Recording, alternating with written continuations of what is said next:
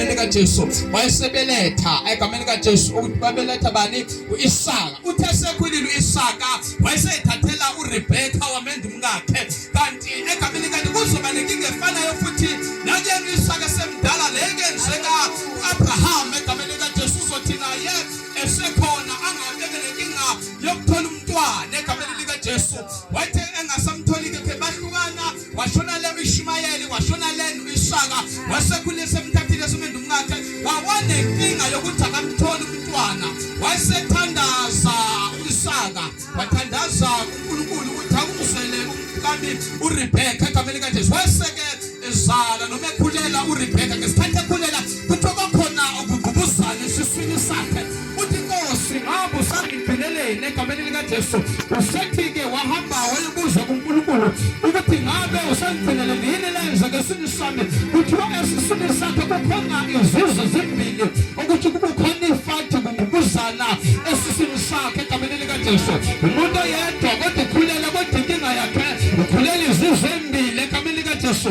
Ukuthi ukhulela abantwana bayala already bengakabeletha esiswini labantwana egameni likaJesu. Kuthiwa kwafika isikhathi sokuthi abelethe. Ngalesikhathi ebeletha wasezalwa Esewu. Kuthiwa waphuma nobomvana ebomvana egcwele uboya egameni likaJesu. Esithandeni sakhe engakaphumi nje wonke kwavela isandla, bekuvela isandla kuvela uJakobe embambe ngesandla, okusho ukuthi labo egameni likaJesu ba-connected kodwa yethi bayalwa esiswini egameni likaJesu Kristu waseNazaretha.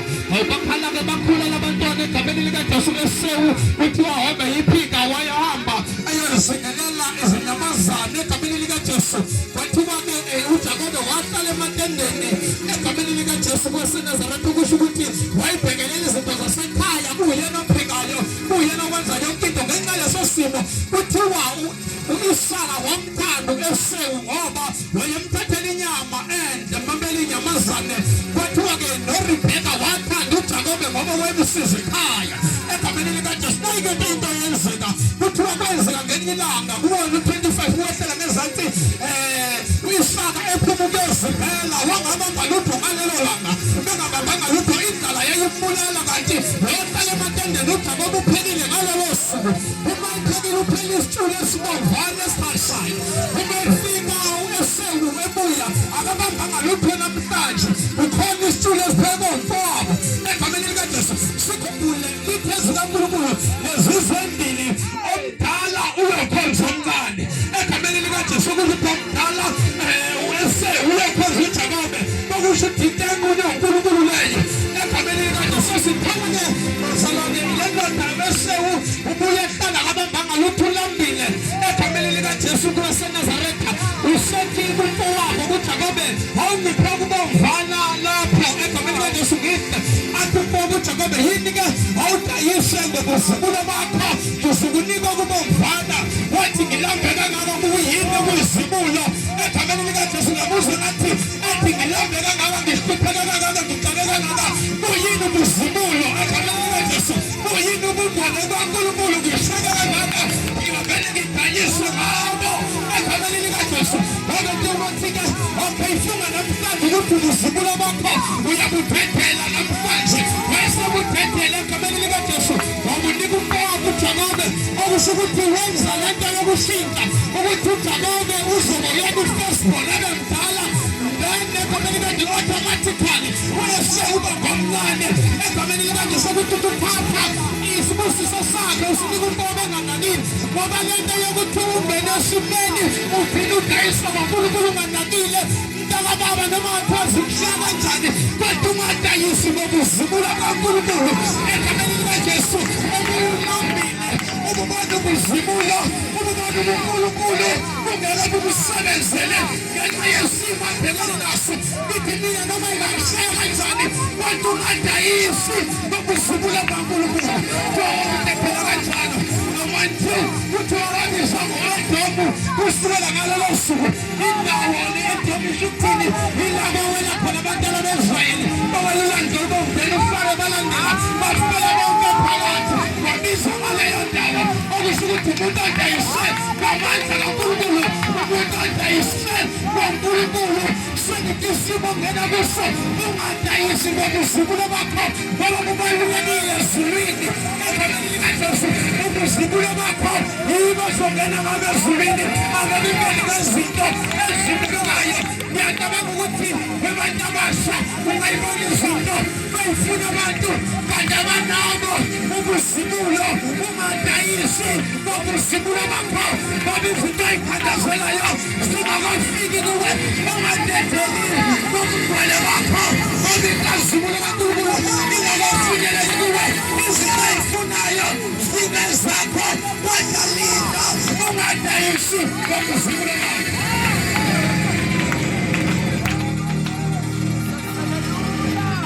Indoda ekhona isango yayisango ngokuzibulo bakho.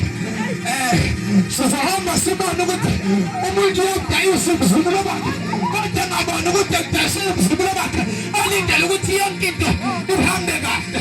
Akwazi ukudayisa ngobuzibulo bakhe, akwazi ukudayisa ngobugcwele, wadayisa with the fifth English his firstborn egameni likaJesu okusho ukuthi udayisa ngomntwana wakhe lokho umnikhetha ngaye noNkulunkulu lamenza ukuthi abe ngokhethekileyo kodwa wadayisa siphela ngalesikhathi isonto semdala uThayi mfanami ngifuna ukukunika isibusiso ngiyazi ukuthi iminyaka iyahamba manje kodwa ngingakhofi ngifuna ukukunika isibusiso esimangalisayo uhambe uyande mind you eshola amazi umuntu wesibusiso uvele usedayise ngaso ekuthiwa kumuntu wesibusiso kanti abazi ukuthi usikudayise ngesibusiso sakhe ubaba wakhe akakwazi lokho ngoba wazi ukuthi umuntu wesibusiso futhi uyena i-firstborn. My Jesus ukhuluma kuyena lamazwi ngenxa yokungazi kodwa uhambe ngifuna ukubusisa kanti uRebecca ulalela into enza ukuthi alalele uRebecca ngoba vele uIshawu usedayisile ngobuzibulo bakhe wahamba umehamba ngoba njengamalanga onke uyahamba uyahlala ngiyacabanga uyakhula endleleni uthi isibuso kaNkulunkulu sokwehlela phambi kwami sizokwehlela kanjani weShawu isibuso kaNkulunkulu wadayisa ngaso egameni likaJesu. Ngiyacabanga ukuthi uyayibona inyamazane uyayeka uyadlula ukuthi ngifuna ekhuluphaleyo namhlanje ngifuna ukuyinika ubaba egameni likaJesu Kristu waseNazaretha. Uthi uRebecca wejakobe mntanami baba lewa bazame ngizwile ubaba wakho ukuthi ufuna ukunikeza umfowenu weShawu isibusiso ake uhambe uyobamba naye laphaya imbuzi wehlinze mesimenzela isilavela asithandayo egameni likaJesu besiyamnika ukuthi weShawu uJakobe eShawu unamoya umzimba wakubaba akakubona ukuthi uzothatha lesikhumba sembuzi uyimbuze ngazi ukuze nawe kube ngathi unomoya egameni likaJesu.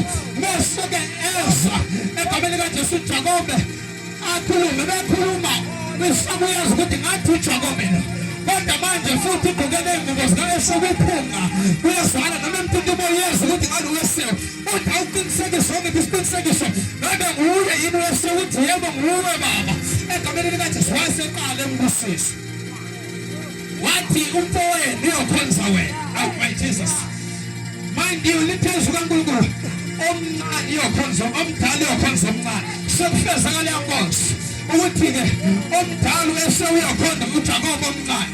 Oh my Jesus, waqala umuphi ibusiso zonke ezazikhona wayithethe uyabuya uEshawu uyajabula indoda edayise ngobuzibulo. Oh my Jesus, ubuya wejabulile wedisilovele egameni likaJesu waseNazaretha uthi esesendile sesiredi isibusiso uJakobe usithathile sonke egameni likaJesu. Uthi baba naso isilovele uthi isilovele sisinakangithwena uthi manje ngifika manje ngibuye ehlala uthi kanti bani obela. Oh my Jesus, okuyatholakala ukuthi uJakobe kathela usethi-ke baba ekhaya lweShawu ngiphe noma-ke esona isibusiso uthi mntanami isibusiso besisodwa lalela ukuzibulo kubodwa ungadayisi ngabo kubodwa ukuzibulo onike wona ungamnakekela umntwana uNkulunkulu akunikeza yena uyedwa akekho omunye egameni likaJesu uyakhala Bwana nikukuza pati uthi nami ngiphe asithe ukuthi umfowenu uthathe sonke nokumkhohlisa yebo akamkhohlisanga umfowenu umnikile ukuzibula bababili egameni likaJesu wakala wathi umfowethu ungenze kanje egameni likaJesu kweseNazaretha kanti akazi ukuthi nguye ngoba umuntu bese zimshaya izinto akhohlwe ukuthi nguye oshiya uNkulunkulu athi uNkulunkulu kusiyeleni akhohlwe ukuthi nguye odayisa ngoNkulunkulu bese engasahambi izinto ngendlela behlele ngayo zimshaya izimo akhohlwe ukuthi nguye oshiya uNkulunkulu athi uNkulunkulu emlindini.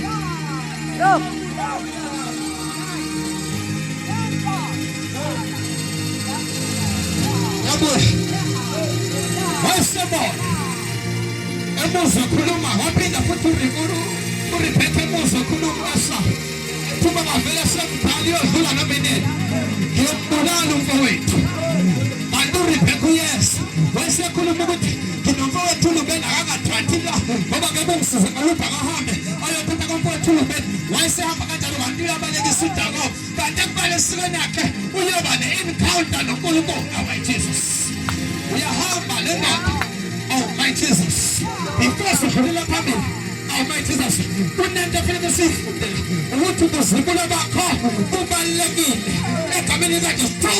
Ungazifisi izinto zabantu kodwa linde yakho ngoba ikhona izifinyelele kuwe egameni likaJesu. Into sifundile sakhubekela phambili. Oh my Jesus sithola le ndoda le iyahamba yabaleka abantu balekisela ukuthi uIshawe esewe ngambulala. Wabona ke ngaleso sikhathi ukuthi athe ubaba wakhe akathanda ukuthi afuna ukuthi athathe kule ndawo. Wasehamba waya kuqhubeka manje le ndoda uJakobe wenza ubuqili ngoba ebaleka la. Waya kuLabani befika kuLabani ubhuti kama wakho uRebecca ufika lapha yabakhona intombazane uRahel kukhona noLeya amadodakazi kaLabani okusho uRahel wemncane mase kuthi uLehaya emdala ufika khona wafika lo omncane noRahel elusizimvu emfuleni. Oh my Jesus kukhona into elikhulu laba bekhipha khona emlebeni kuphuma abantu baphuza isizimvu bese ke wahamba na wayekhaya kuLabani wathokozelana nje kakhulu uma bebonana egameni likaJesu. Wayesethi ke ngimthandile indodakazi yakho omncane ake umushadisele naye. Wathi ke uLabani ngiseve iminyaka esikhombisa into bese ngiyakunika yena. Waseve uJakobe iminyaka esikhombisa before finyelele khona uke endleleni walala wazumeka etsheni la ezumeke khona ingelosi zikaNkulunkulu zazehla zenyuka eqamele ngelolithi. Ngesikhathi eqamele lithi mase wenza isivumelano wathi uNkulunkulu ungigcina indlela yami yonke ngiyobakhela impela kule ndawo indlu efuna. Oh my Jesus ukuthi kungenza yokuthi usuke waqala uNkulunkulu wakhona ekhulumayo kuye ngoba isibuso vele sasizele kene kodwa manje angeke athetheleke engakwekhokeli into entshontshiwe. Oh my Jesus okusho ukuthi bazana lokwenza kwakho endleleni kubheke ngoba ngeke ukhululeke ezinye izinto ezingabokushaya zenze kubantu egameni lokusho ukuthi ukwenza kwakho endleleni kubheke ngoba ngekudlule zingabokushaya ezinye izimo osuzezile kubantu okusho ukuthi ukwenza kwakho kubheke bazalwane ngoba izinto zenzayo saza yikho ezokushaya usukhona ukuthi uwe oziqalile izona. Hayi kodwa Jesu sesefile ezimisele futhi bebhakazencane bavele babantu ebusuku balethe ndalo uLeya egameni likaJesu. Wathi ekuseni kodwa Labani ungenzelani isiningi ngoba mina besivumele ngomncane uthi la akuvumelekile ukuthi ungathatha omncane khona omdala yamshaya lento ayenze uYisaka enze kuyesewuko wabo yokuthi amdlele egameni likaJesu ukuzibula bakhe. Okuthi sekubuya indonga ezenzile. Hayi Nkosi yami kwethiwa uma ufuna lo mncane ngizomnika yena abantu kodwa you must serve me another 7 years. Okuthi manje usethola umuntu usibathatha ngobabili wayengamthandi ngegameni likaJesu uLeya ngoba evele ngamthanda egameni likaJesu uNkulunkulu wavele wavala isibeletho salomncane wabelethisa lo mdala wazala kakhulu egameni likaJesu.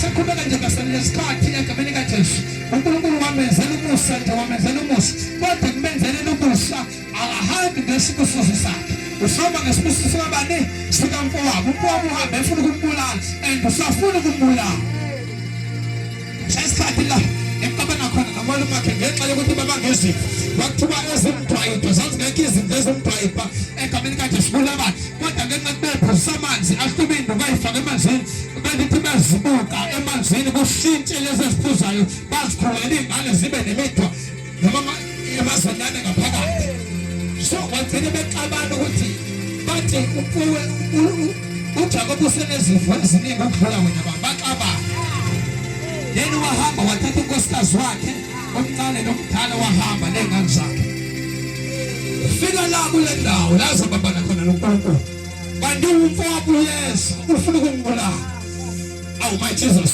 wayesewenisa konke awenisa unkosikazi wakhe iy'ngane zakhe umfuyo yonke wakubeka bese yena wasala ngaphesheya ubesele ngaphesheya kuthiwa wabambana nomuntu awu my Jesus wabambana noNkulunkulu uqobola kuthiwa wabambana ngoba kunezinto kungeke ukwazi sometimes ubambana noNkulunkulu kunezinto ongaziwelisanga izindaba ziyatholakala kube kodwa ufuna ukubambana noNkulunkulu ukukabanisa ibanga liyatholakala kodwa ufuna ukubambana noNkulunkulu kunezinto kufanele uyidedele zihambe udeda zinjalo uzikhuphele zinjalo uzibone zisebenze kodwa uyekele usiwele ukuzibambana noNkulunkulu kwenzeka ngeJakobe uNkulunkulu evela ngalesikhathi ukuba usuyibhelile wafuna ukubambana naye what is the reason ukuthi ubambane naye ngoba ufuna isibusiso sakho manje uNkulunkulu ongasitshontshanga ufuna isibusiso sakho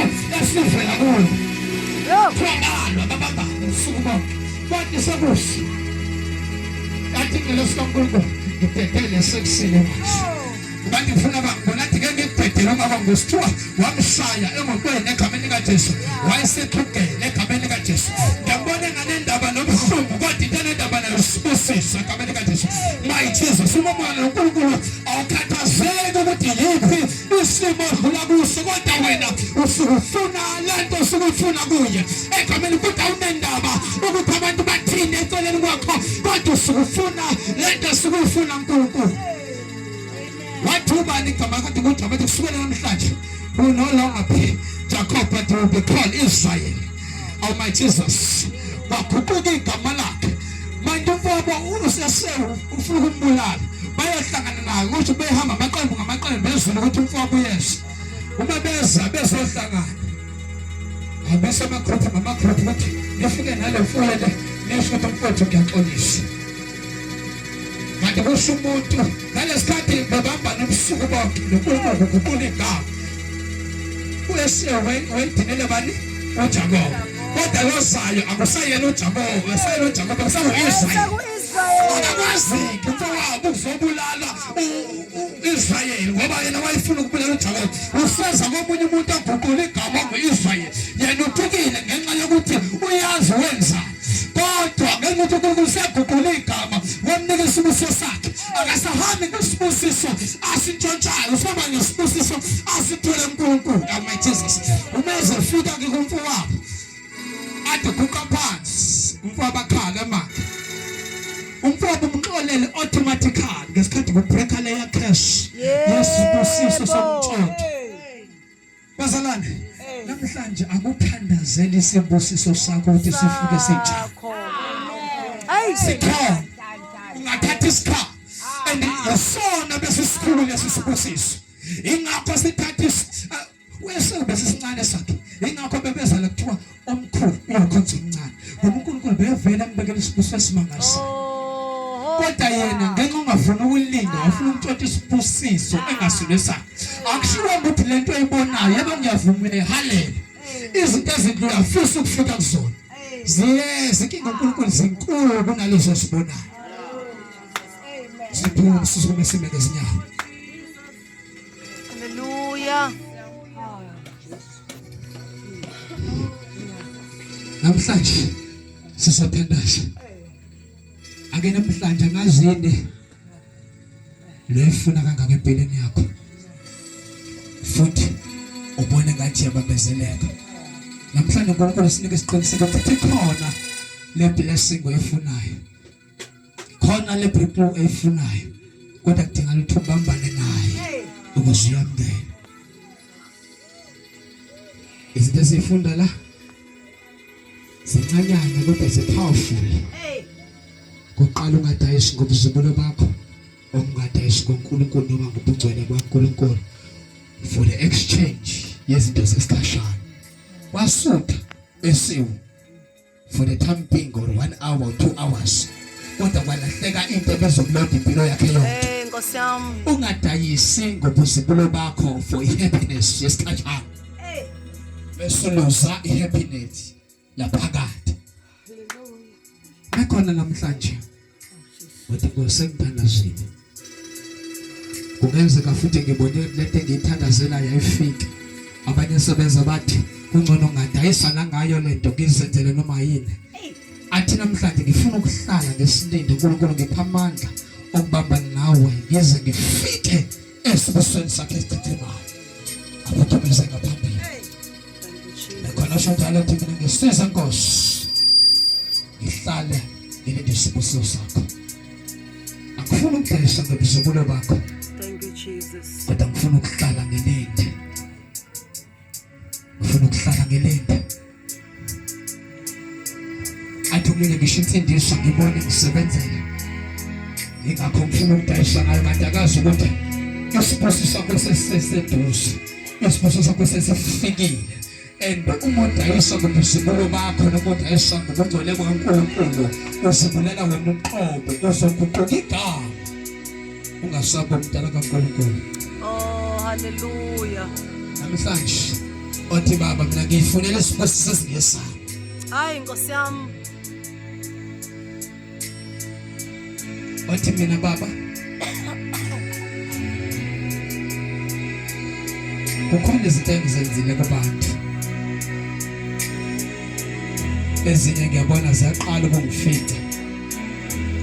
Ezinye Nkosi ngiyasaba ukuthi zingangifica endleleni. Hayi kodwa Jesu. Kodwa ngicela intathelelo kuwe izinto ezinye engizenzile kubantu engekho right noma engikhuba abantu ngazo zingangifikele mina.